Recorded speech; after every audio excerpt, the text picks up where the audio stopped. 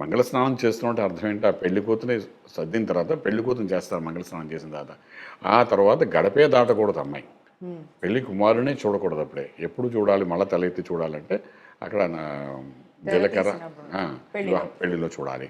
అలాంటిది అక్కడే కూర్చొని ఇద్దరు కలిసి మంగళ స్నానాలు చేస్తున్నారు అంటే, ఇప్పుడు కూర్చొని చేయడం ఇవన్నీ ఏంటంటే అసలు దీన్ని ఎలా ఎంకరేజ్ చేస్తున్నారు కానీ నాకైతే అది కంపనం పుట్టుకొస్తున్న మాట చెప్తే.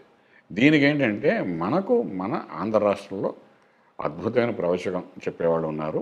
చాగంటి గారు ఉన్నారు, అలాగే గరికాడు గారు ఉన్నారు, అలాగే మనకు రకరకాల సామవేద షణ్ముఖ శర్మ గారు ఉన్నారు. ఇలాంటి వాళ్ళు ఉన్నారు కాబట్టి వాళ్ళ చేత గట్టిగా చెప్పించాలి విషయాన్ని. వాళ్ళు చెప్పి వాళ్ళ దానిలోని అంతరార్థాన్ని క్లియర్గా చెప్పగలిగితే డెఫినెట్గా కొంత మార్పు వస్తుందని చూడాలి. కానీ ఒళ్ళో కూర్చోబెట్టడం చేయడం అంత అసభ్యకరమైన పరిస్థితి కూడా కాదు. ఎందుకంటే ఇప్పుడు కల్చర్ ఎలా మారిపోయినంటే పెళ్ళికి ముందే డేటింగ్ అంటున్నారు, పెళ్ళికి ముందే కొంతకాలం లివింగ్ టుగెదర్ అంటున్నారు. ఇప్పుడు అమెరికాలో వాటిలో అంటే ఇంక మొహమాటమే లేదు, లివింగ్ టుగెదర్ అంటే లివింగ్ టుగెదరే. మన బిగ్ బాస్ లాగా మనం చూస్తాం కదా, ఇవన్నీ నేర్పుతున్నాయి మా కల్చర్. బిగ్ బాస్లో ఆడవాళ్ళు మగవాళ్ళని ఇద్దరిని కూర్చోపెట్టి ఒక 100 రోజులు కలిసి ఉండండి రా అంటున్నారు. 100 రోజులు కలిసి ఉండిన తర్వాత వాళ్ళకి అవే ఆలోచన తప్ప ఇంకేముంటాయి చెప్పండి, కలిసి ఆ రిలేషన్ గురించి ఆలోచిస్తారు కదా. సో ఇవన్నీ ఎలాంటి ఏ మార్గాన్ని తీసుకుని మన కర్మ కాకపోతే అవన్నీ మన టీవీలో చూపిస్తున్నాం.